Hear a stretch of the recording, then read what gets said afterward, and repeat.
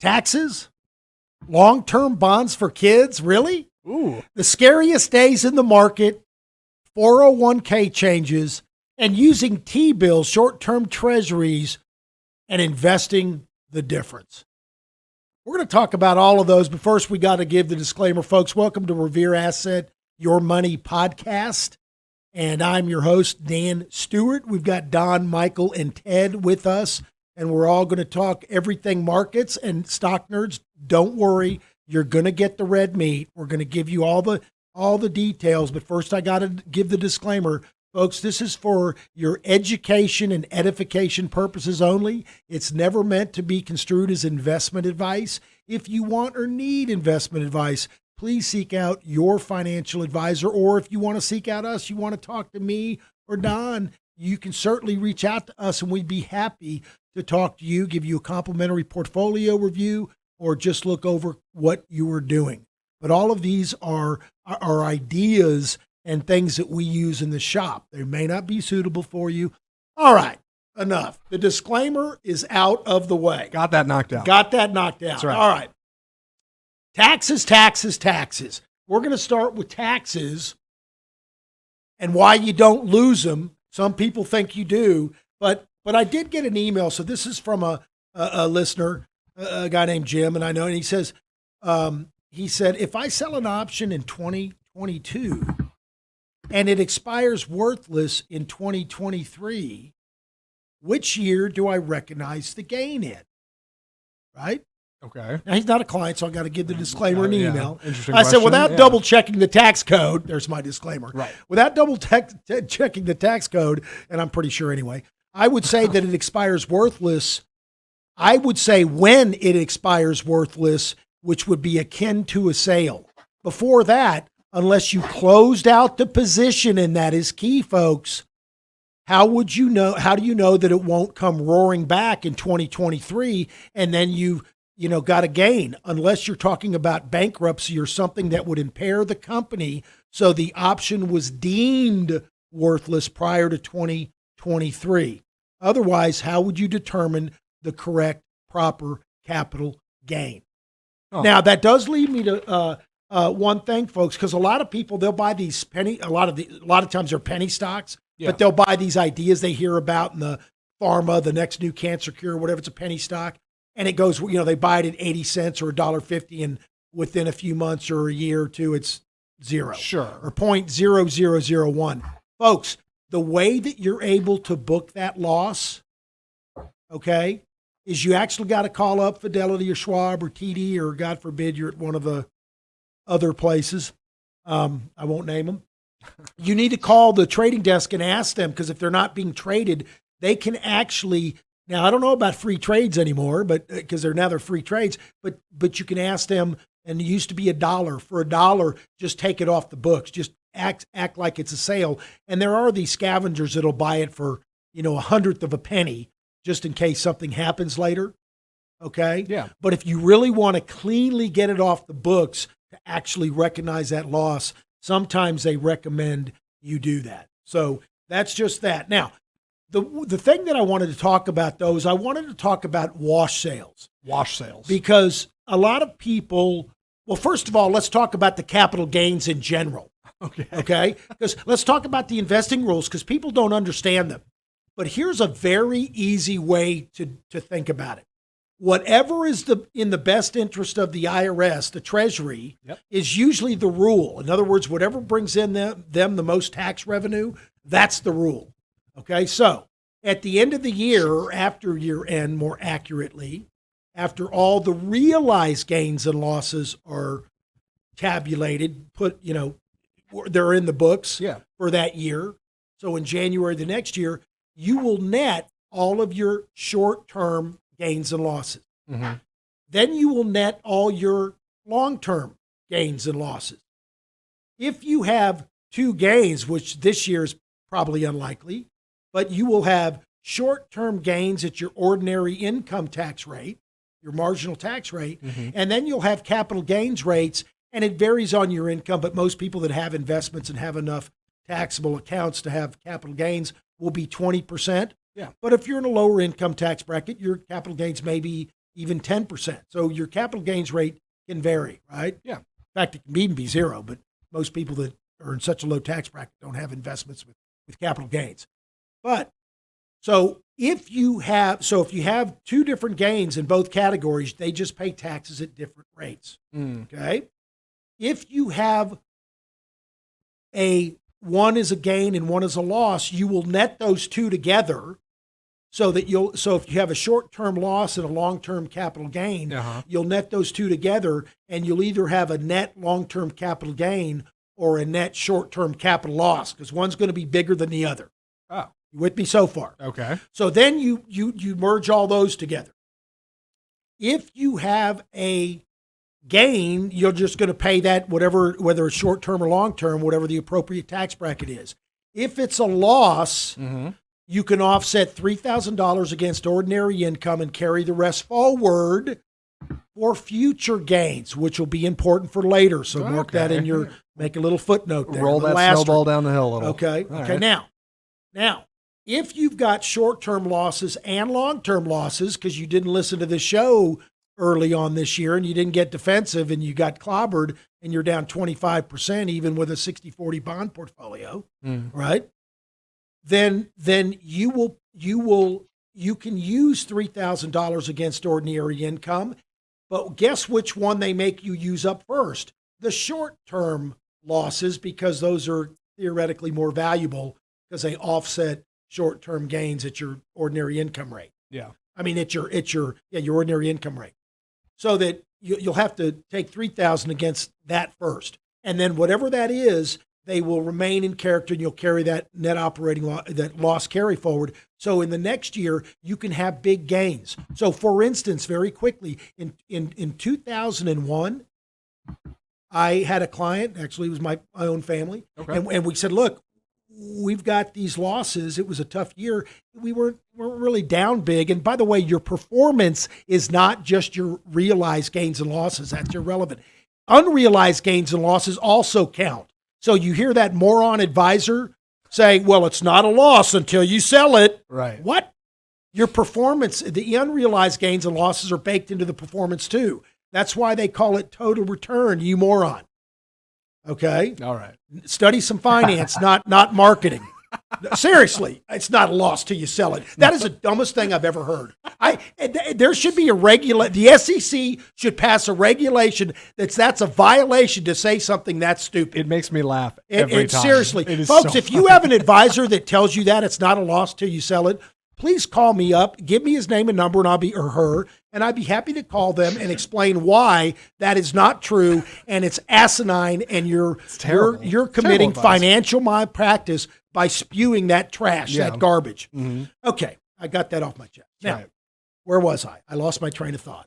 Got fired up for a second. I was talking about. I like fired up Danny. Yeah. So fired up Danny. So you can. But so in 2001, I said, Dad, let's book some of these losses. He said, why? We don't really have gains to offset. I said, yes, but when the market really starts to rip, snot, and rally, you'll have losses to offset those gains, and it frees you up. It's almost like an IRA till you exceed those losses, right? You don't have to worry about paying any tax. So even though he was kind of flat on the year, I booked a bunch of losses. Anything that was material, I'm not going to book a $200 loss, but if it's a couple thousand or more, I'm going to book it. And it's all relative to the size of the account. Yeah. Folks, you can buy that same stock 31 days later, and it's not considered a wash sale. Or you could sell Pfizer to book the loss and buy Merck, or buy something in tandem if you want the exact same or similar risk profile, right? So you can book these losses, but yet still maintain your same risk posture, or you can just sell that position and wait 31 days. Yes. But then later in 2003, we got a rip, snort, and rally, and he didn't have to pay any gains for 2003 and 4. Okay, so you still get the rise, but it frees you up to be more flexible. Okay. So you always want to do loss harvesting. Now here at Revere, because we keep our losses small, we book them right away if they start getting out of hand.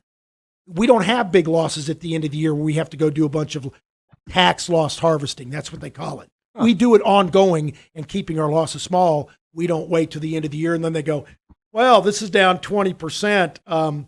And by the way, if your moron advisor tells you average down, that's another sucker play. Oh, we bought it here. Well, now it's gone down 15%. Let's buy more. Right. Maybe you should have been selling. Maybe you need to sell it. Maybe Right. you need to revisit. Is the story still intact? Don't just summarily. That's so they don't have to admit that they were wrong. Mm-hmm. Okay. So anyway, so you can carry that loss. So that's that. And Don, did I explain that pretty well? Did you follow that? You did, Dan. I'm happy with that. Well, thank you. Nothing to add here. Even a blind squirrel, man. All right. So now let's talk about wash sales. Wash sales. So a wash sale, the government says, really smart guys like me, we don't want you gaming the system. So we don't want you going in December 15th and I've got Microsoft that's down, but I still like Microsoft, but I'm down temporarily. So I book that loss and I sell it. So I got that loss on the books. And then I buy it 2 days later and they say, whoa. You didn't really want to sell Microsoft. You just wanted the loss on the books. So we're going to call that a wash sale, and we're not going to let you offset losses against other stocks. Not Microsoft, but other stocks. So you can't offset Apple or Google or Tesla or General Electric or Exxon, right? Oh. However, but everybody thinks that they lose that wash sale. Yeah. Okay. They think it goes away forever. No, when you sell Microsoft again, the second sale, if it's a gain, it will be netted against the first loss. Mm-hmm. So you'll have a smaller gain or possibly a net loss, whatever it is. Yeah. Or if it's a loss, now you have a bigger loss, right? Okay. So the whole point is those are netted together and you don't lose it. In fact, the brokerage firms like Schwab, TD, and Fidelity, they will adjust your basis. So they'll call it a wash sale. And then when you unwind the second time, they'll adjust that for you. So it's actually already in their numbers. Mm-hmm. It's a little hard to follow. Here's the tricky part that they don't clarify that I wish they were and look, they're following what the regulators tell them to do, so I get it. They will still show a gross wash sale number at the end of the year. Okay. So on a pretty large account, we may have 90 on a $1 million account or bigger, we may have $100,000 or $200,000 of wash sales during the whole year, right? But in actuality, at the end of the year, there's maybe $500 or $1,000 left that will be postponed till next year. Yeah. But they show you that gross number in aggregate, even though it's all been used up. You don't have to worry about that. So some people get worried or get afraid by wash sales. You should not let a wash sale necessarily deter you. Mm-hmm. Basically, you book the loss. Now you got to figure out, do I really like that stock that much more, right? Right. In 30 days, within 30 days that I need to buy it back. Dates were 11. What are you talking about, Don? Don's talking to the background over there. Got something going on. Oh, he's having a conversation. Anyway, keep going. Anyway, so we have a loss sale, and if you buy that stock back, so you either buy something different or you buy that same stock back, knowing that you're going to have a wash sale, knowing that that's a possibility. Okay, but you're not going to lose it, so don't be afraid by it. Don't get nervous by having a loss sale. Yeah. Okay. Yes. It's not going to kill you. But in any event, the main thing is you always want to do lost harvesting toward the end of the year. And here's another secret. Don't wait till December 15th or 20th or 25th because those losses get bigger. Well, if your stock's done badly, everybody else is doing the same thing. Right. And they all wait. People are lazy. They all wait to the second half of December. By then, your 10% loss is now 20%. Right. It's the holidays. You're gonna get caught So up. you want to start doing it at the end of November or early December. Makes sense. Okay. Yeah. And now, because we trim them very quickly, we don't have that problem. We've already got those losses, the little small losses. We don't let them turn into big losses. Yeah. But that's really important to do because it will, if you create what's called a tax alpha, it will actually help your overall net cash flow to your pocket over the long term. Mm-hmm. In other words, in plain English, you'll pay a lot less taxes than you think you will. Right. People are so worried about short-term or long-term gains. They're like, well, I don't want to have short-term gains. Well, I want long-term capital gains. How's that working out for you this year? You held because you didn't want to sell because you didn't want to pay the gains, and now you're down 20%. You don't have any gains to worry about. Yeah. So you can either pay the tax and control your destiny and control your risk, or be random and give it back to the market. You don't have to pay the taxes now, but you don't have the gains to pay the taxes anyway. Mm-hmm. I'd rather say, you know what, I got some gains. I'll be happy to pay a little bit of taxes. Okay? Yeah. That's exactly what we want to do. So you've got to be proactive with this, and you can't be afraid of wash sales. Okay? All right. So it's all about Dan, can yeah, sure. Go ahead. Can I just ask you a quick question about the wash sale? So just hypothetically speaking, let's say one year you've got $50,000 of wash sales, and then the next year, so for that year you can't deduct it, but the next year, if you have 100,000 of capital gains, can you deduct that full 50,000 of the wash sale, or are you limited? No, if you sold, you've got to sell the positions the wash sales were created on.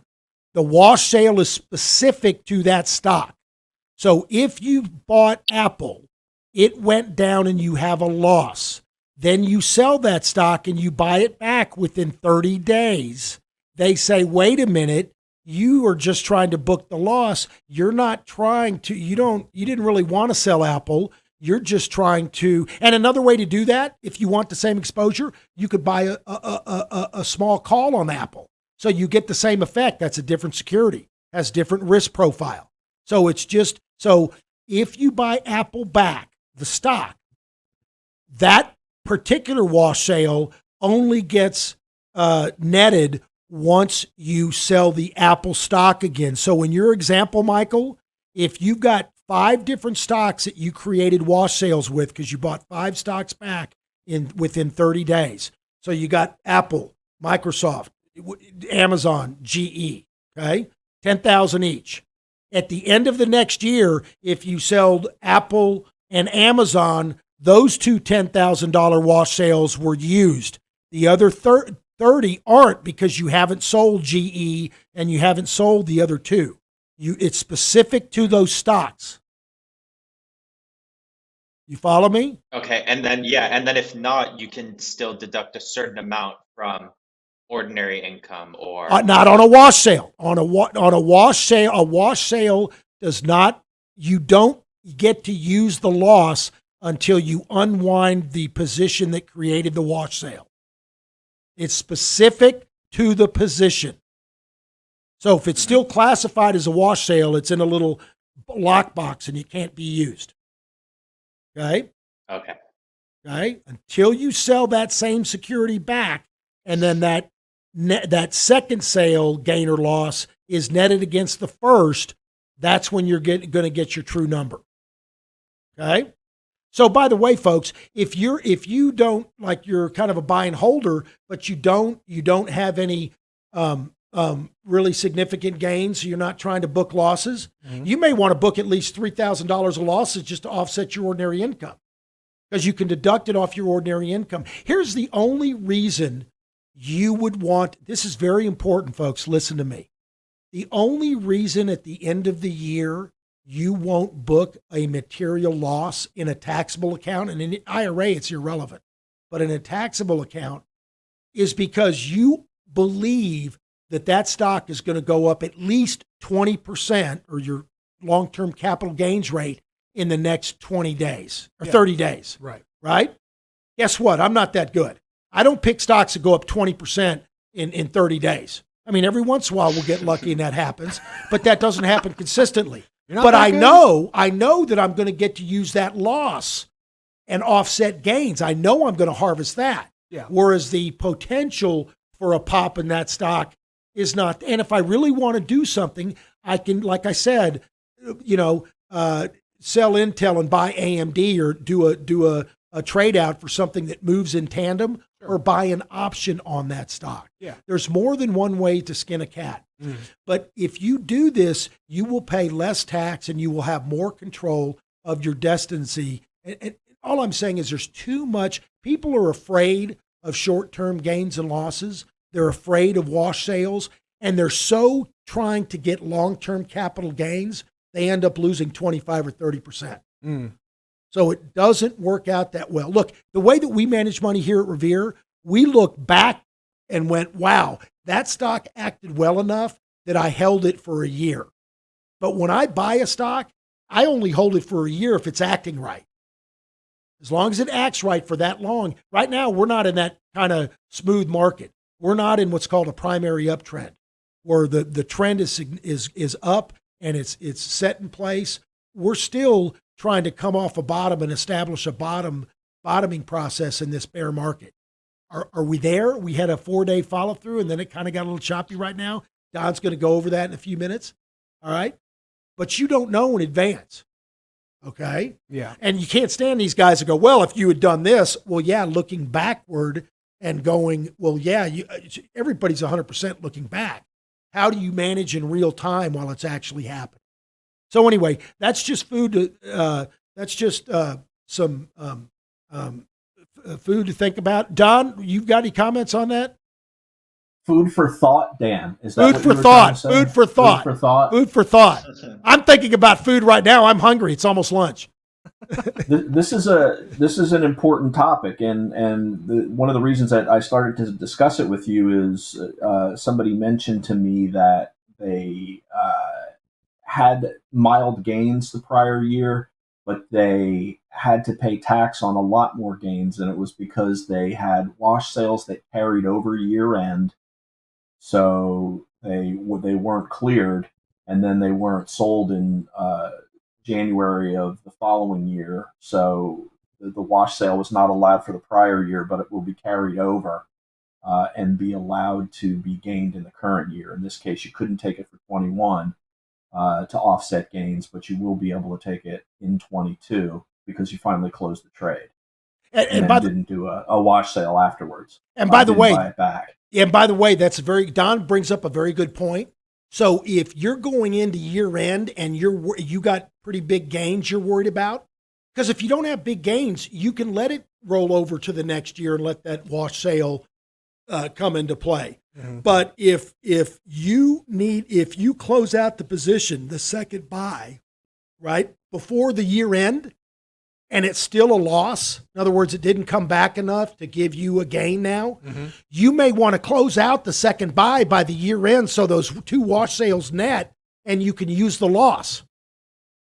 And that's what I'm talking about tax planning. Most advisors, they don't want to talk about losses because it's uncomfortable. In fact, they tell you, well, that's a good stock. We need to average down. It went down. We bought it. Now we need to average down. That's right. No, you should have booked the loss at 5%, not let it turn into 15. Yes. Really. That's the way we do it. It's a little different, but the whole point is you need to actively look. Losses are part of the game. Part of investing, you're going to have losses and you're going to have gains. What we try to do at Revere is we try to control our losses and our gains to somewhat. We try to let our winners run. But you want to keep your losses small. When they interviewed all the best money managers in the world, whether it was commodities, futures, Forex, bond trader, I'm talking about buying and holding, bond trader, stock guy, hedge fund guy, no matter what their methodology was, no matter what their strategy was, all the best in the world, they had one underlying theme. I always kept my losses small. I always kept my loss. If it didn't work out, I was out right away. I did not let it, because see, compounding works both ways. It works on the way up, which is great, but it also works on the way down. And You've heard the story. If you lose 10%, you need to make 11.1 to get it back. But if you lose 25, you need to make 37.5. If you lose 50%, you need to make 100% before you're back even. See, they don't tell you that. And that's why it's important to control losses and to have rules. Otherwise, it's just much more random. And you want to look, investing is hard enough as it is. You want to take as much emotion out of it as you can so that you're just looking at facts. And I said this on the last show, that technicals stock price is actually one of the best leading indicators.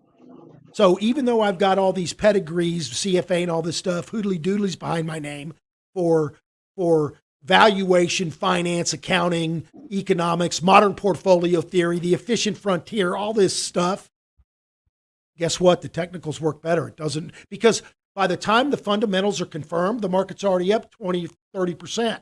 Or conversely, by the time the market confirms we have big inflation and going into recession, the market's already sold off 25%. Because the biggest, smartest guys running a $50 billion hedge fund saw it way before everybody, and they started moving in that direction. And by the way, even if they're wrong, they'll still move the markets in a wrong direction. You just want to just follow along on that. And that's why price is truth. And that's why we're going to follow very closely and we follow in real time what is happening while it's happening and make adjustments accordingly. So yes, we're pretty active, but you're not going to get 2008 with it. You're not going to get crushed. We're not going to write it down 25, 30% as long as there's an orderly market. Yeah. I mean, look, if something like 9/11 happens, in 2001, and you're not in front of your computer in the next 3 minutes, and then the Wall Street closes down, and then it opens up 3 weeks later and gaps down 20%, you can't protect against that. Okay? Yeah. I've even researched that. I've looked at buying index puts on the S&P and Qs for clients just to have a consistent, because a stop loss won't. You'll blow through your stops and you'll get stopped out at 20% lower. The problem is that insurance, that hedging cost about 3 to 4 to 5% a year, right? Well, after 4 or 5 years adds up to a bear market correction. That adds up to 25, 30%. So there's some things you got to kind of just take a little bit of a chance on. And by the way, if something like that happened, you can bet the Fed's going to be opening up the spigots and printing even more money than they've already printed. Yes. All right, enough said. Dan, are you ready? Dan, Yeah. I want to walk through a concrete example with numbers on wash sale, and I want you to verify that what I'm saying is correct. Are you ready? Do I need to get my calculator out? No, this is easy. I'm going to feed the numbers to you. So 2021, let's suppose that person B, they only traded 2 securities in 2021, right? Okay. So the first thing they did is they bought Apple at the beginning of the year. They sold it in November, and they made $10,000 in Apple, right? And it's a taxable account, so you've got plus $10,000. Then they took that money and they rolled it into Tesla, and they sold Tesla for a loss of $2,000. And then the next week, still in November, they bought Tesla again, and they got stopped out and sold it again, and they lost $5,000. Then 2 weeks later, they bought Tesla again, got stopped out, lost $2,000. Bought it again in December, middle of December, got stopped out, lost $1,000. So all in all, 4 trades for Tesla, lost $1,000. Bought it again the day after Christmas. He's got to pick the most complicated example. Buying and selling. Listen. This is important. This is important. So I did 5 trades on Tesla, lost a total of $10,000. Did 1 trade on Apple, made $10,000. Carried my Tesla position over to the next year and never sold it. And I'm still holding it. I'm saying that at the end of the year, all of those Tesla losses would not have been excluded because you carried it over year end and you're still holding it. So as of the time the tax, you never closed out the position. So those $10,000 in losses in Tesla are still sitting there because you're still holding Tesla, but you have to pay taxes on your $10,000 in Apple gains. True or false? Well, let me clarify. I need to verify that is in case true. In other words, it's a string of wash sales versus once you close out the second, like you bought Tesla and you sold it for a loss and then you bought it out. Then you bought it back. When you sold it that second time, does that complete one round trip for that wash sale and the new wash starts, or is it continuous? No, because you buy again the way I understand it is until you go 30 days after your sell, make sure that you never had another wash sale. Yes. That you don't get to take those losses until you closed out the position. Yes. So in that case, you'd have a $10,000 gain in Apple. Right. So on the Apple trade, I made $10,000. On the Tesla trades, I lost $10,000. Net result of my account at the end of the year is 0. But because I'm still holding that Tesla trade all the way through and haven't closed it, I'm going to have to pay taxes at the end of the year on that $10,000, and those losses are not allowed. But if I sell Tesla in 2022, then I get to take that $10,000 loss the following year. Yes. Do you agree with that? Yeah. Dan? Yes. And that's why it's important, if you're pretty active, to kind of look toward the end of the year and see if you do need to close out the position. Now, here's what people forget. They close out the position in December, like they sell the Tesla in Don's example, and on December, 28th, to make sure that it's closed out. And then they go, ooh, that tax year's done. Okay, we're great. And then a couple weeks later, Tesla comes on their screen. It's flashing green. It looks good. And they forget and they buy it again. And all of a sudden, now it goes back to the last year and it's, oh, you can't use that. You got to remember, It goes over the tax year. And that's why it's important. That's why people make that mistake all the time. They think you start over, start fresh so taxes are from year to year, January to December, but it still is based on a continuum. Right. So you've got to be careful of what you're doing. And there's ways to get around that if you want. And if you're active and when you have leading stocks, this is very important. When you have 8 or 10 or 12 leading stocks that are the best of the best, especially when you're coming off a bottom, or maybe we are right now, but trying to come off, they'll get these fits and starts where they'll start to rally and then they'll sell off hard. Well, you don't know if we're going for a third leg down or not, so you got to get out of them. But then they start to warm up, you got to get back in, right? Yes. Those are the stocks you want to own, but those stocks will sell off as hard or harder than the market in a bad market. They're great when it goes up, but they're bad when it goes down. So all I'm saying is don't be afraid of wash sales, but you do have to manage them, especially heading into the end of the year. It doesn't matter before the end of the year. You got plenty of time. Sure. It's only when you're heading into the end of the year do you really need to look and say, you know what? Is there something I got to do? And again, this is more for people that are either partially active or not very active. We're so active here and we're clipping losses early. Mm-hmm. So we're not accumulating bigger losses that we've got to, quote, book at the end of the year to offset gains. Right. We've done our tax planning as we go along. Okay. So that's a little bit different there. That makes sense. We clear that up. You had a second example. Yes. What's a second example? No, that was the only example that I wanted to bring up. Okay. All right. So folks, listen, this is very complicated. If you got any questions about that, you can certainly call me. I'd be happy to talk to you about it. It is confusing, but it's important to know because it could save you, lots of money. Yeah. Okay. All right. So, and again, remember, whatever rule is best for the IRS is the rule with regard to capital gains. Okay. Now, I did read this article. It's talking about, remember, I've been talking about the last few months about how these advisors are coming out with all these articles, these Financial Advisor IQ and Financial Advisor magazine. And, yes. They're made for people like me, not for clients, right? And all these articles are coming out, how to salvage your clients and how to calm them down because you lost them 25%. And so this one was long-term bonds, how to connect with clients' children. And so it's basically it's saying, look, it's a good introduction to talk to the people and get them and say, look, interest rates have gone up a little bit, bonds are down. It's maybe a good time to bridge a gap and get them in some kind of interest-bearing longer-term thing. And I'm scratching myself, thinking to myself, with modern portfolio theory and all the thing, they talk about your time horizon. For a young kid, aren't you wanting growth stocks? Yeah. I mean, what happened to growth stocks? Why is it long bonds for does that mean old people need growth stocks now? They probably do now if they lost 20, 30% in their bonds.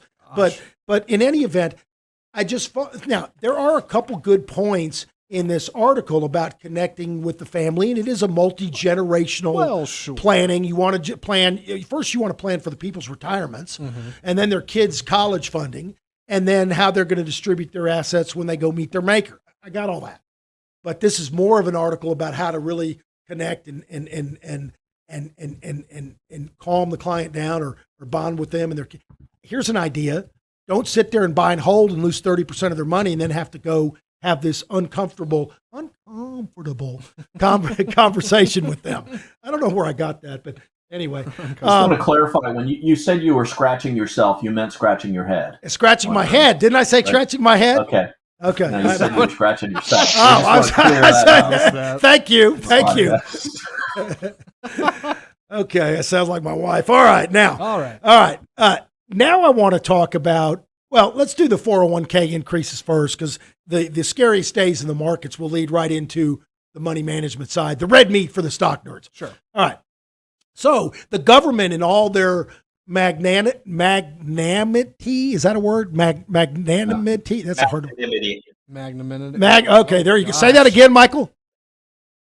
Magnanimity. Magnanimity. Wow, Wow. say that fast just three times. big Forget word. 5. Yeah. Anyway, so the act of being magnanimous. There Is you that go. what you're trying to get at? Yeah, that's exactly right. So Congress was very magnanimous. That's a lot easier this year to us, and because they've caused massive inflation, and with the help of the Fed, they've increased our 401k limits.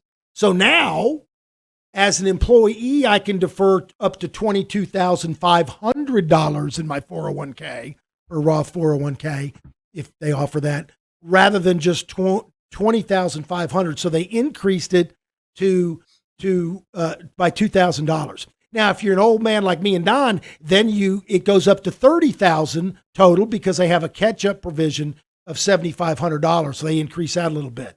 So if you're over 50, you can put in 30 grand for your 401k.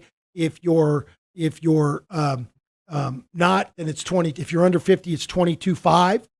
And they're so magnanimous. For IRAs, they took you up $500. So you could do 6,000 with an IRA. Well, now you can do 6,500. That'll meet your retirement goals, that $1 million pot of gold at the end of the year.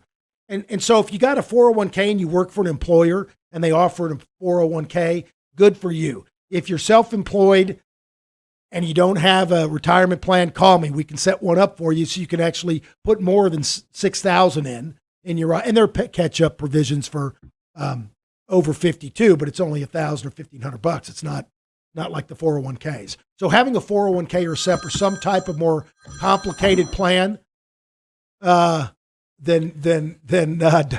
Don, turn off that phone. Then you could do that. All right. So now, the scariest days in the market. Yes. Right? It's not today. The market's up pretty big today. How appropriate for a last Halloween I checked. show, right? Yeah, it is. Yes, the scary. Oh, and some of these are Black Monday and Black Tuesday. Ooh. Okay. Would it surprise you? These are the scariest 13 days. Okay. 2 are during the COVID bear, March of 2020. 3 are during the economic crisis, the financial crisis of 2008. 6 are during the Great Depression. That makes sense. Okay. And 2 are during the crash of 87, which only lasted a couple months. Okay. Did anybody realize what was missing in there? I thought that at least 1 or 2 days would be in there. COVID? Pandemic? The COVID was in there. Oh, okay. Economic crisis. Bueller, anybody? Bueller, Michael, anybody? Ted? What big 29 crash, 87 crash. 87 crash. 29, 87, Yeah. COVID bear, and 2008. What's missing? The tech wreck. 2000. There was no days in 2000 that quite made that deal. Now, of the top 10, you had the very top one was the crash of 87, the one-day crash. The Great Depression was the second biggest day, the 4th, the 5th, the 7th, and the 10th.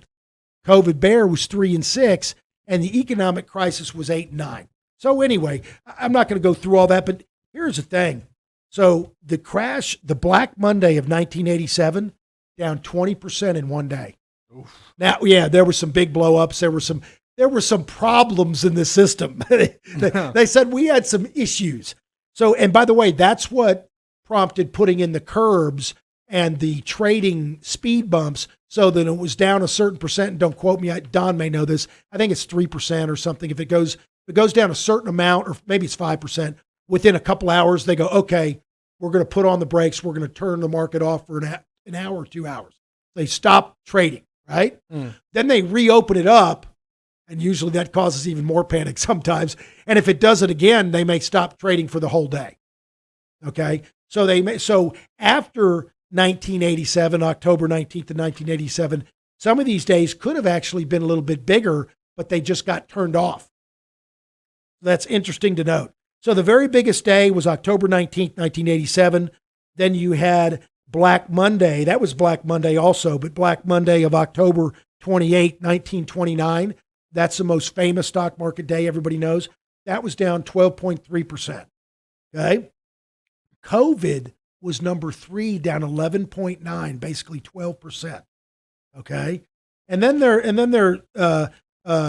all the rest going down to about 8%. They're different days. Here's the point I want to make.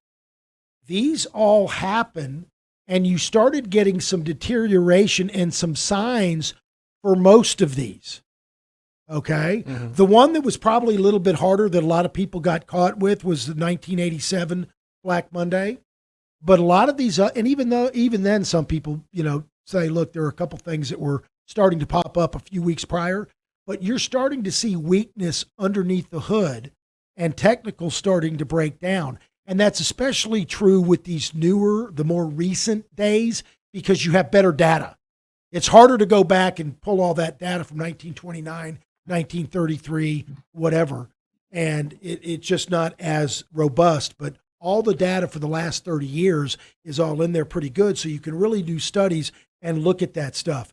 But my point is, there's ways to avoid some of that pain. So like in COVID, during the COVID bear,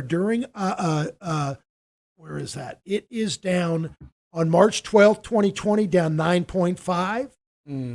And on March 16th, down 11.8. Now, Don, during the COVID, we were already moving to cash some. So we got hit a little bit on March 12th, but we still had a decent amount of cash. By the 16th, I think we were out. I don't think we got caught any of that 11%. Right? No, and those all take place below the 200-day moving average too, Dan. Yes, absolutely. Days that you mentioned. So what Don is saying is when you're below the 200-day moving average, all bear markets occur below that. And that makes sense because it starts deteriorating. And so you start going below the moving averages. And if selling starts accelerating, that's when you got to pay attention. So just by the virtue of being under the 200-day moving average, our antenna are up and we're at high alert and we're raising more cash. We're not fully invested when we're under the 200-day. So right there, you're taking some, quote, beta or volatility off the table. You're getting more defensive. And you can still try to pick individual stocks or still do stuff. And when you look at other stuff, you may even go more in cash. It really depends on what's going on. So why don't you elaborate a little bit on that? Go over a few of the facts that about how you recognize when you need to get defensive. How will you know? Well, I go over it every night when I do the little 3-4 minute overview. If you can show the charts, Zach. Got it. I give a little overview of exactly how we manage things, and it starts with this chart that you're looking at right now and the 3 moving averages. The short term, that's the green line, the 21-day exponential moving average. The red line is the medium term 50-day moving average. The black line is the all-important 200-day moving average. When you're trending above all 3 and they're stacked appropriately and they're trending higher, we have as much money in the market as we are comfortable doing for clients. If things start rolling over and going lower, our stops will take us out of the market. If it's looking like it may be toppish, there will be fewer and fewer opportunities to buy into the market. And if it looks like we're really going to roll over and go lower, the slopes of the lines on the green line, the 21, and the red line, the 50, will start to roll over. Now we're really getting defensive. And if you break below the black line, this is where all of these key big losses occur. All these bear markets happen under the 200-day moving average. Typically, from high to the break of the 200 is usually about 9% to 13%. On average, the average is 12%. So if you lose 12% before you get out of the market, that's pretty easy to come back from. It's when these big losses start taking chunks out of your portfolio and you're getting close to retirement and you had a nest egg and you're planning on drawing a certain percent out of it every month, and all of a sudden your nest egg is cut in half, this is why we make risk management our first priority. And when the market rights itself and gets bullish, those returns will take care of themselves, and you're compounding from a much higher asset base because you didn't take these big losses. So that's why we're so defensive when you get under the black line. We missed this big whoosh down. We participated a little bit in this move back up because we have short-term tactical changes that we'll make to get exposure. We had added exposure here with this big shakeout, and we added when we got back above the 21-day moving average, and now we're seeing if we close above the 50-day moving average. We've added a little bit more today.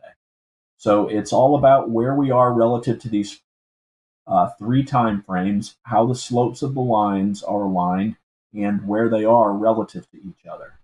And as I said, when you get this situation right here, back in October, November of 2021, everything was lined up fine, and we're in the market. And little by little, our stops take us out. And when you're below the 200-day, we are in maximum capital preservation mode.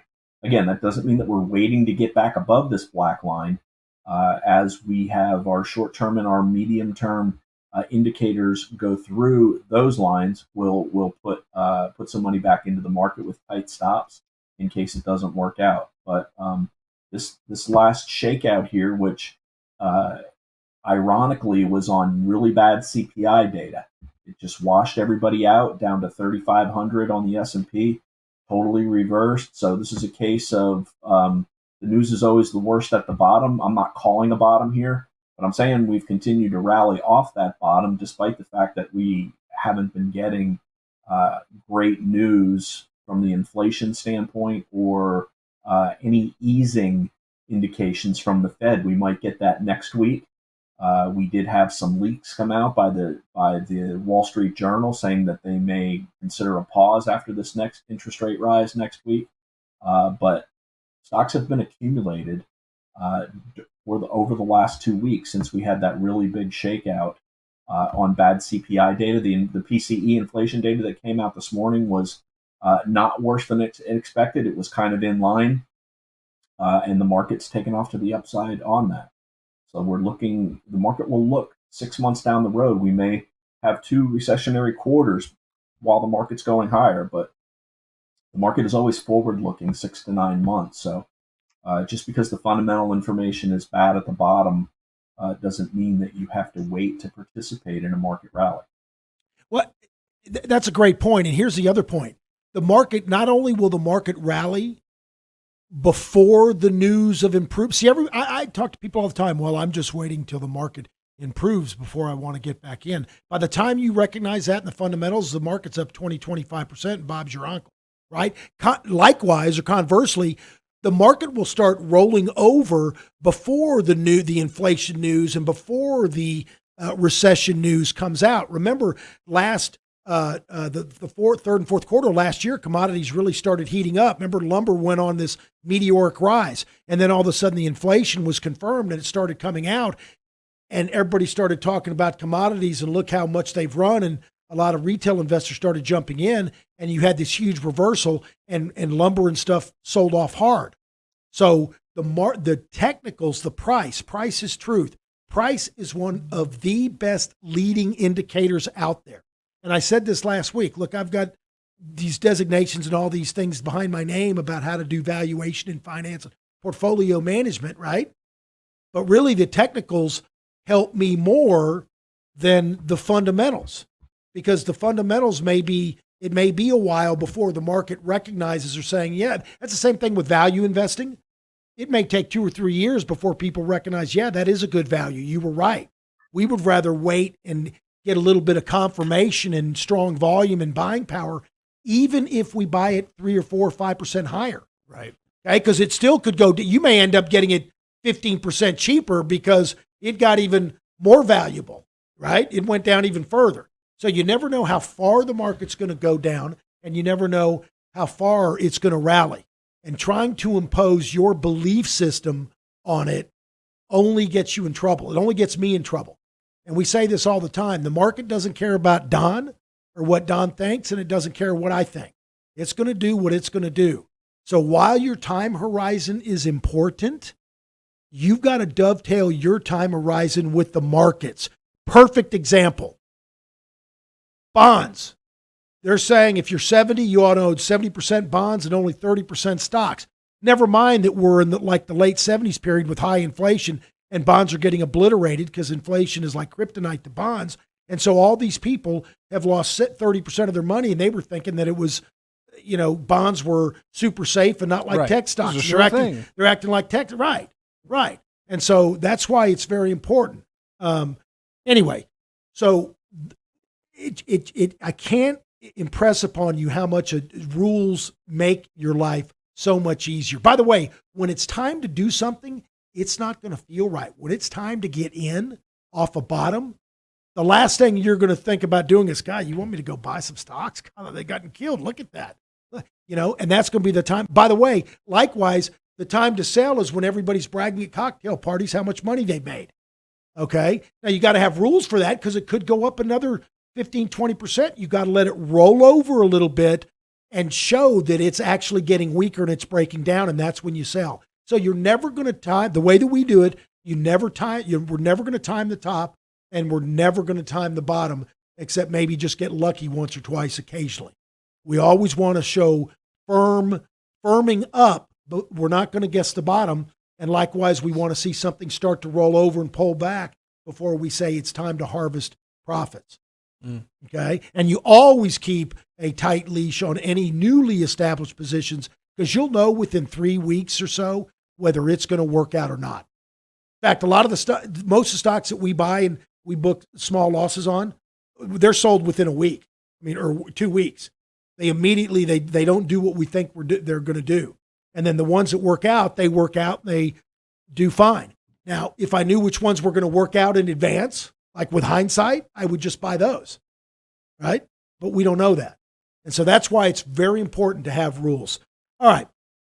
So one last thing when we're talking about money management, because, interest rates have they've been very low, historic lows for a long time. And now the Fed is aggressively raising rates and the yield curve is inverted, which also is a sign of recession, but the yield curve is inverted and you can actually get literally 3-4% in short-term T-bills, treasury bills. I'm talking 3, 4, 5, 6, 7 months. I'm not talking about 2 or 3 years. And the problem is they're crowding out CDs for company, raising money, commercial paper, short-term borrowing from companies to operate their businesses. They're starting to have to ask for more, pay you more to attract money. Because why am I going to invest in ABC company when I can invest in a treasury bill that they have a printing press so it's not going bankrupt and it's a higher interest rate? Point being, there's going to be unintended consequences, but the way we're managing money now, because the money market, even though it's paying a little bit more, those money markets are real slow to pay you that extra interest they're making, right? Just like at the gas pump, gas prices go up, they immediately raise the price. Gas prices go down, they're a little slow to get out there and change a sign, right? Takes about a week. So what we're doing at Revere is we're actually buying 4-week short-term T-bills and buying a 5% each week. Okay, so we're rolling 15% of the portfolio. We're rolling it every week. And to pump up the money market. In fact, we may be able to, by the end of the year, maybe even absorb the management fee. But it's all about the total return. So for that idle cash, now if we hit a primary uptrend and really go gangbusters like after COVID, when things really start looking like we want to get fully invested, the next time that roll comes up, I just don't roll it. And we got that extra cash. So it's one way to do that. And it actually has led me, because I have talked to people that actually are scared and they've just got money in a savings account at the bank. Folks, if you're doing that, you can roll treasury bills and make 3-4%, 4.5% if you're willing to go out a year. So don't just let your idle cash sit there. You need to make it work for you. If you got any questions on that, you can call me, but that's a piece of I want to interject something. The key issue with this is that we're buying individual T-bills, because we've been saying all year, buying bonds is a loser's game in a rising interest rate market because the price of the bond goes down, and that's what values the bond ETF or the bond mutual fund. Right. So you're losing money on the value while the yield's going up. What we're doing is buying zero coupon T-bills, which means they don't pay out interest. The interest is calculated by the discount to the price that you pay for them. So instead of $100, if you pay 97 for it, your yield is about 3%. And then you just hold that 97 until it matures. That's how you get your 3%. And that's a great point. I want to bring something up. So when he says 97, we do that in our world. It's shorthand. Bonds are traded in $1,000 par increments. So when Don says 97, that means $970 a bond. Yeah. Just multiply it by just add a zero to it. So he buys it at 970, pays 970 for it. It matures at 1,000. That's that 3% he's talking about. Also, because it's very short term, it's 3 months or 2 months or whatever. It's not affected by rising interest rates. It's so the longer you go out, the further out maturity you go out, the more you're affected by prices and interest rates. In other words, a bond portfolio that has a 15-year duration or a duration of 15, that's not quite the same as maturity of 15 years, but it's very close. Maturity and duration, it's a little bit more sophisticated formula, but it basically shows you how much that bond portfolio will go down with 1% raise in interest rates. So if it's got a duration of 10, that means for one interest rate move up, that bond portfolio is going down 10%. And that's going to be the case for like a 20 or 30-year bond portfolio. With a 2 or 3 year bond portfolio, it's only going to go down 3 or 4. It's not going to go down that much, right? A short 6 months or less, it's not even going to make a blip. It's not going to matter. So that's why it's important, and especially when for these portfolio managers. Now, we saw it breaking down, and we just moved to cash, and we just didn't do any bonds.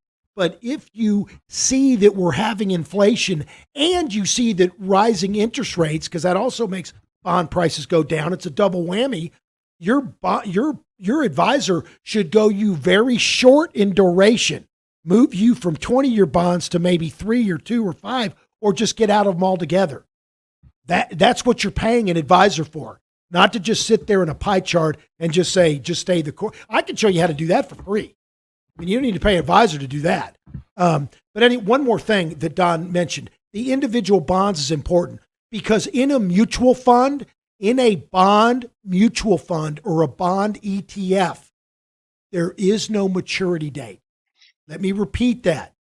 There is no maturity date. You're buying into a pool of bonds that they continually roll over. Why is that important?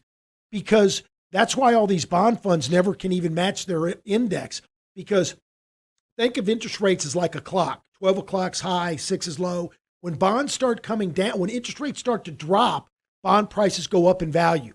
So when they hit the bottom, so at 11 o'clock, 12 o'clock, when interest rates are high, they're all selling at a discount and blood's running in the streets. That's really when you want to be buying bonds. When interest rates start to drop again, the Fed eases, bonds will start going up in price, and you get capital gains. They're selling at a premium.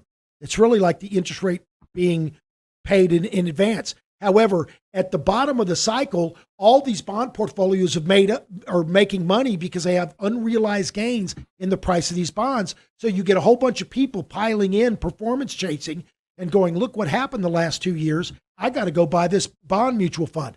They go buy the bond mutual fund, then interest rates start to go up, the bond prices start to go down, and they lose money. People start freaking out. They start asking for their money back. The mutual funds get net redemptions at just the time they should be buying bonds, not selling them. Now they're selling at a discount, but he's got to sell them more because he's got to give people whatever's left of their money back. So by the structure of the bond mutual fund, they have structural problems of investor behavior that makes them a bad investment vehicle. So there's a couple different reasons you don't want to use bond mutual funds. And if you're going to do bond ETFs, you need to actively manage them and trade them. They're not really made to hold. If you're going to hold them, you should do the individual bonds. Okay, that's very important. And by the way, bonds are as complicated as stocks, and people don't realize that. They don't think that there's a lot of things that go in there. Don talked about duration, which is like maturity. There's also a thing called convexity, which gets even more confusing. All that means is the price is not linear with interest rates. So one point interest rate up, the bond loses 10%, right? Remember I said that? Yeah. Well, the next interest rate up, it may only lose 8%. You've already had the big losses. Now the rate of losses slows down, just like the rate of gains. When interest rates first drop, the bonds pop in value. As rates continue to drop, they go up, but at a slowing rate. They don't go up as fast. And so there's two different calculations you got to figure out to see what you think the effect is going to have on your bond portfolio. But I'll tell you, it doesn't take a genius at near the beginning of this year to realize with the inflation numbers coming out and the Fed having to raise interest rates that you need to just clear the decks on your bonds. In other words, when in doubt, sell it. Yeah. Just get rid of it. It's not worth the risk. It's way too high of a risk. All right. Got that out of the way. Is that good, Don? Anything else? I think we covered that pretty well. That's good. I'm worried about us. Are we running too long before the individual segments? Are you all right on time? We are running pretty long. We can move through them. All right, Mike. Michael Ramos is going to talk about REITs and the REIT sector. Michael, you're up, man. All right. So yeah, I'll do this. This one will be pretty quick.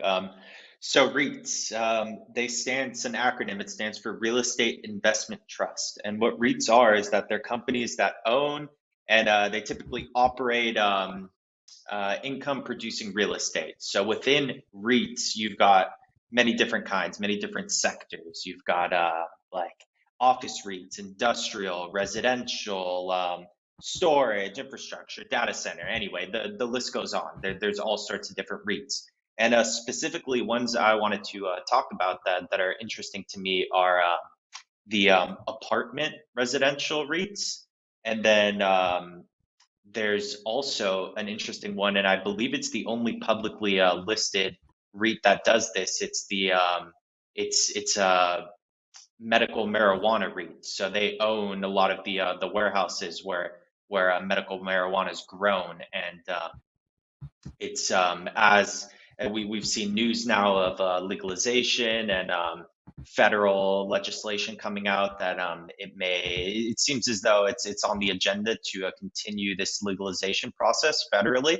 So if that's the case, it could be a booming sector going forward because you're not as exposed to the individual companies. You're just it's almost a safer dividend paying income way to invest in the marijuana space. So that's interesting. And I guess I'll start with the apartment REITs. So my thesis behind that,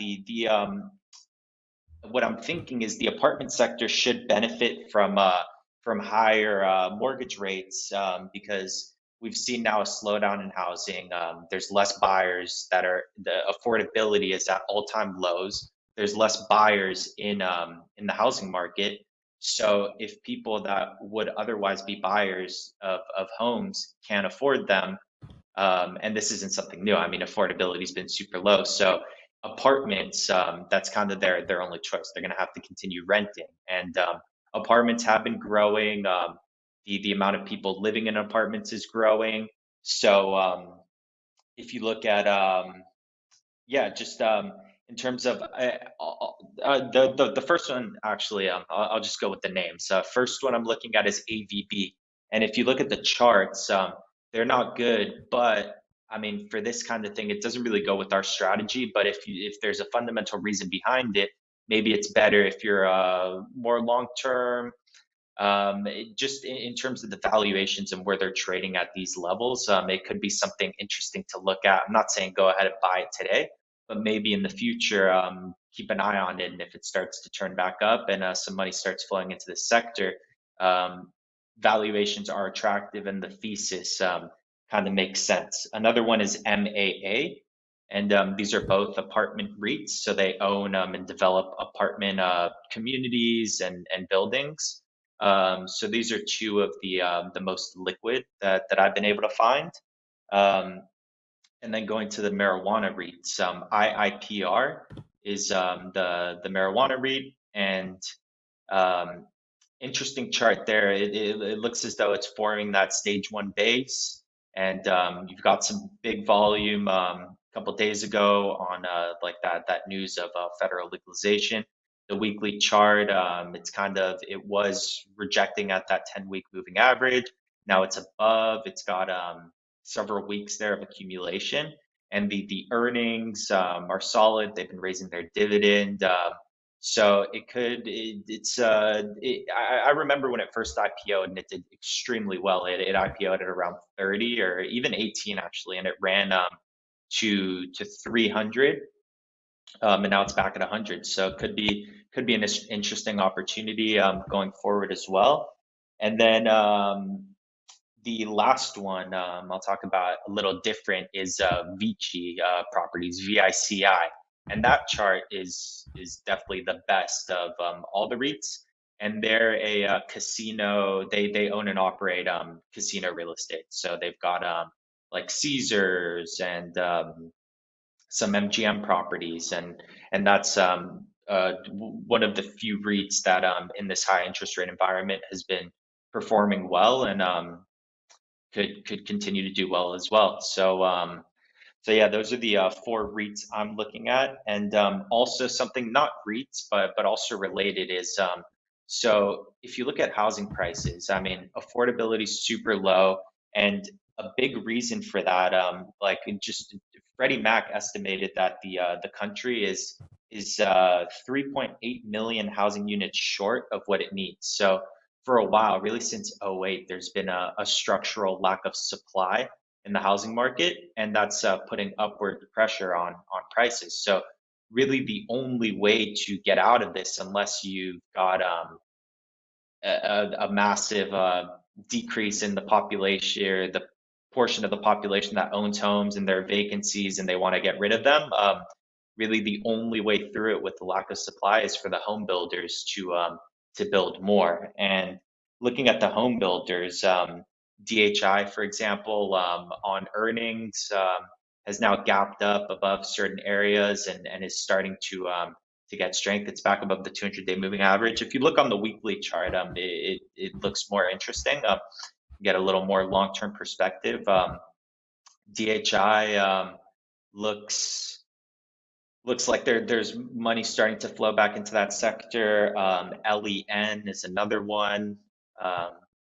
XHB is the home builder ETF, and it would just make sense. I wouldn't be surprised that going forward, in terms of legislation and government support, that there will be some sort of incentives for these home builders to construct more, because even like the Fed raising interest rates may slow down the housing market, but it's not going to fix a lack of supply. It could actually make the problems worse in terms of affordability for people to own homes. So there's going to have to be more construction. There's really no way around that. So whether these home builders are incentivized somehow, we'll see how that manifests. But just from a logical sort of fundamental basis, home builders need to get to work. Otherwise, we've got some big problems. All right, Michael. Yeah, that's my segment.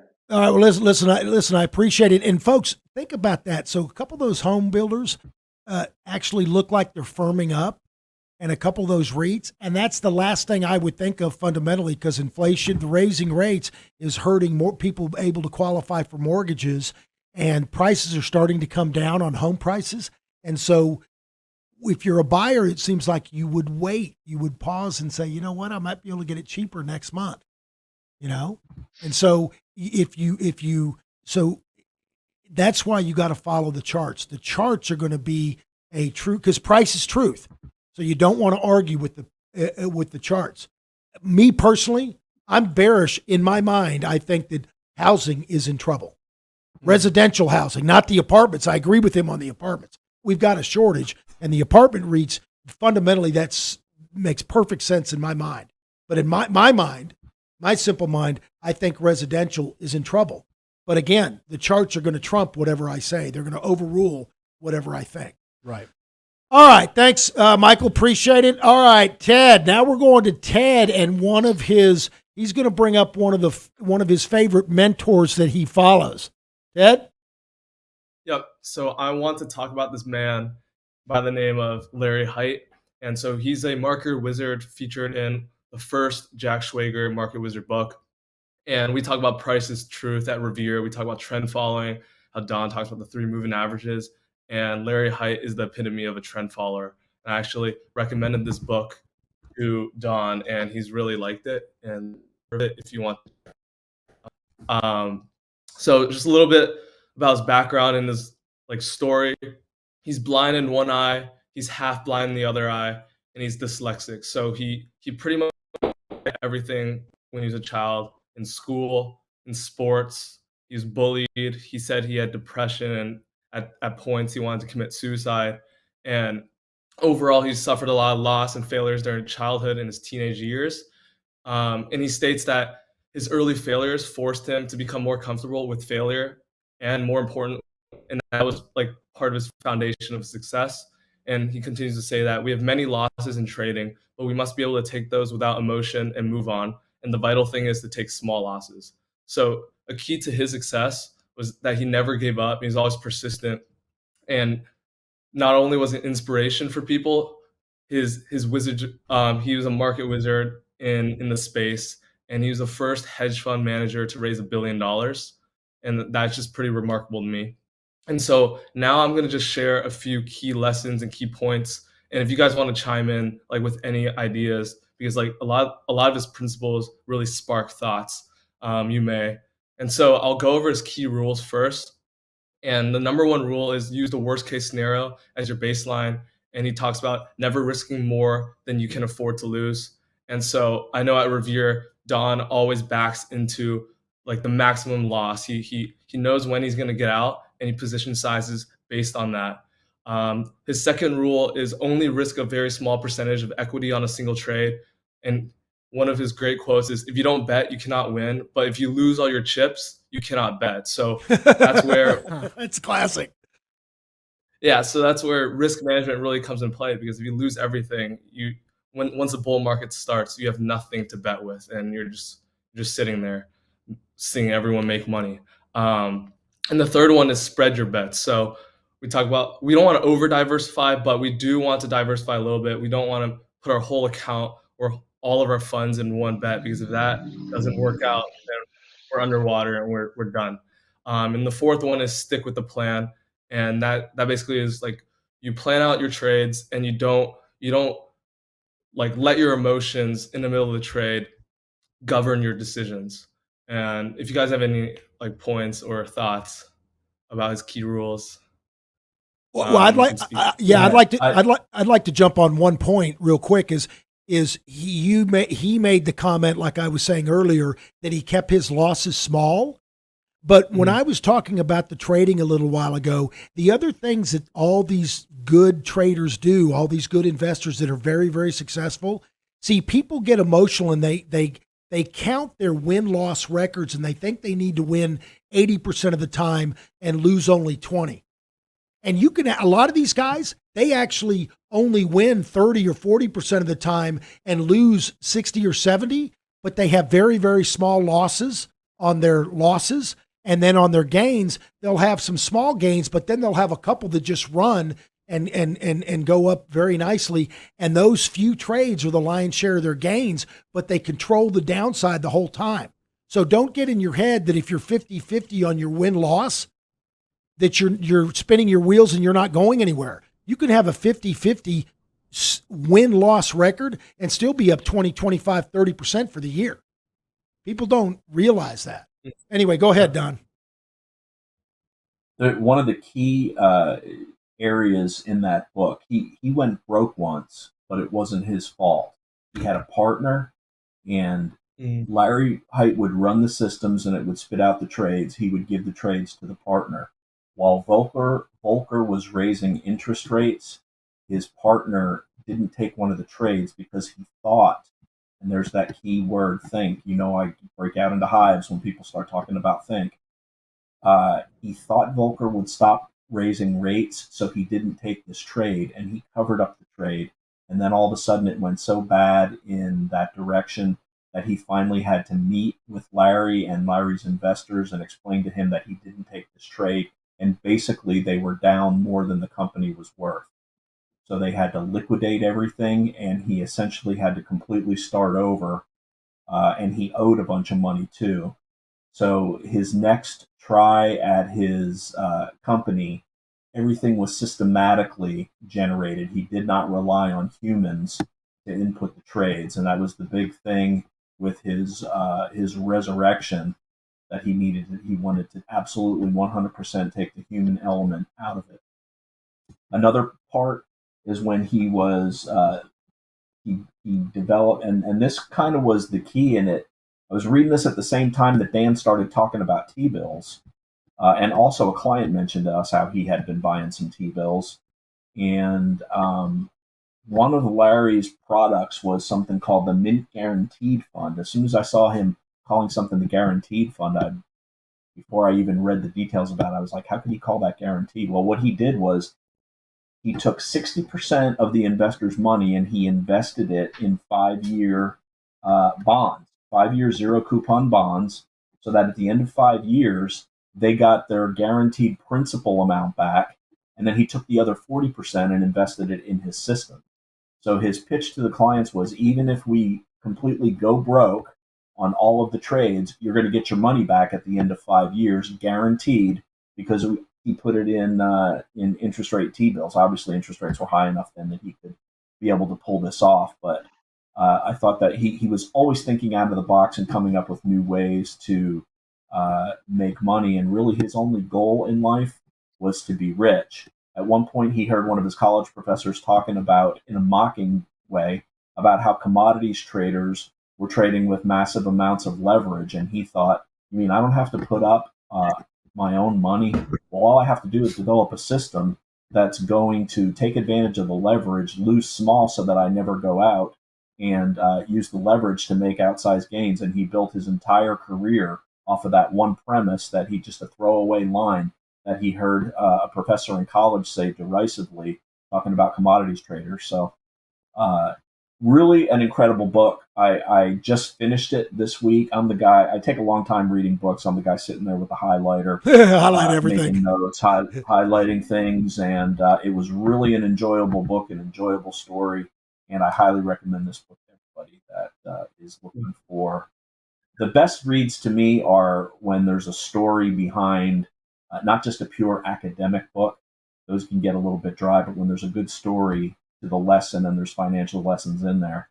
And he also talks about, people, buy and holders have insulted us on Twitter for our three moving averages that we use, saying it's rudimentary. There's no way you can use it. Those are the same moving averages that Larry Hite uses in the majority of his system.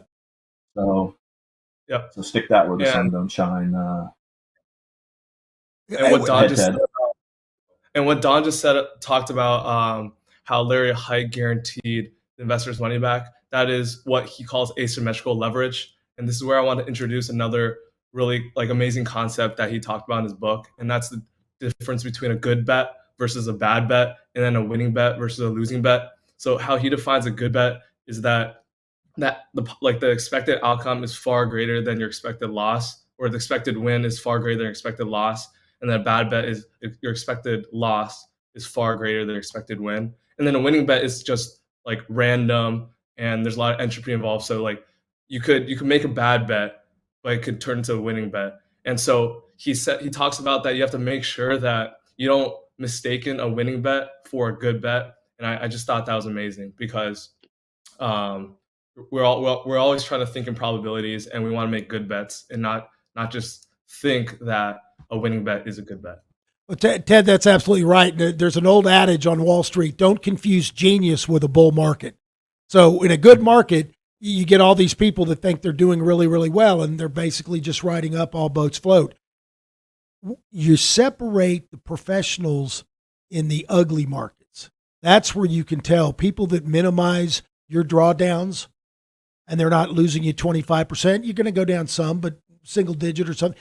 That's where you separate the people that really keep a close eye versus people that are just random. What was the name of that book? The Rule by The Larry. Rule.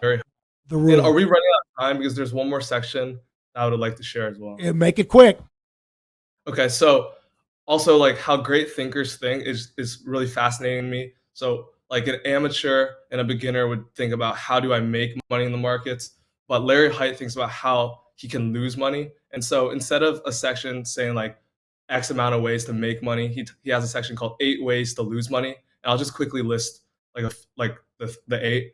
And the first one is be a genius. And he talks about how like the smartest people in the world, like Ivy League education people with all the degrees and certifications, tend to hang on to their losses because they refuse to admit that they're wrong because they've never really been wrong in their life. They're probably all straight A students who've gotten pretty much everything they could get in their academic life. And so one of his quotes related to that is, I don't look at the market and tell it what to do. I let the market tell me what to do. So Don and Dan on this podcast has emphasized that so many times. Absolutely. The second way he talks about losing money is assuming the market owes you money. And to me, that was surprising. Like, I'm not sure who thinks the market owes the money, but I guess there's a story in money. The third one is ignore the trend, and which is why we're trend followers. We have to be adaptable. And here's a quote. He says, "It's not the fastest, the strongest, not even the most intelligent who survive. It's the one who's most adaptable, because if you've got to live where it's all over." And the fourth one, failure to get out of a bad position, a loss can become a bigger loss. And the rule, like the title of his book, the rule is basically cut your losses short and let your profits run. And that sounds super simple, but once you truly realize like what that quote means, it's pretty big in trading and investing. The fifth one is hang on when you're losing. And he talks about the first loss is your best loss. And we always want to know when we get out before we enter a trade. The sixth one is be a winner. And he talks about one of his friends who was super spoiled, who went to like an Ivy League school, never knew how to take a loss. And when he began trading, he just ended up losing everything because he couldn't be a loser. He couldn't take a loss, and which is why he ended up losing everything. And then the seventh one is you get confused at what your objective is. And then the eighth one is be arrogant. And you know that the market humbles everyone who's arrogant. No, absolutely. And so we always say at Revere, it's okay to be wrong. It's not okay to stay wrong. And by the way, folks, I did not know that Ted was going to bring that up about keeping losses small when I did the thing earlier where I was telling you all the best traders in the world and all the different genres, whether it's bonds or stocks or commodities, their underlying theme, no matter how their system works, is I kept my losses small. But folks, if you've got an advisor that's letting you have you've got losses in there that are 20, 25, 30, 35% down, you might want to get a second opinion. Seriously. Here's the thing. Leading stocks, the best of the best stocks, fall on average 72% from their high. So they lead on the way up. What they forget to tell you is they also lead on the way down. Okay? There are the stocks you want to own. You just got to have a system to know when to own them and when to stay away. When the market's going up, 75 to 80% of all stocks go up.